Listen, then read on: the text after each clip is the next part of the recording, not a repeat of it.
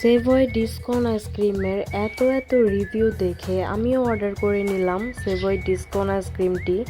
তো এটা ছিল কফি উইথ হট চকলেট ফাজ। তো প্রথমে আমি বলে দিচ্ছি, যাদের যাদের চকলেট ফ্লেভার আর কফি ফ্লেভার পছন্দ না তাদের জন্য এই আইসক্রিমটি স্কিপ করা উচিত।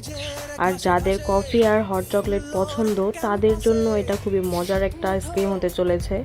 তো আমার যেহেতু এই দুইটা ফ্লেভারই ভালো লাগে, তো আমি অর্ডার করে দিয়ে ট্রাই করলাম। তো আমার কাছে খুবই ভালো লেগেছিল। উপরের লেয়ারটা একদম ডার্ক চকলেট দিয়ে করা, একটু তেতো তেতো লাগে আর খেতে খুবই ভালো লাগে, কারণ ডার্ক চকলেট তো একটু তেতোই হয়।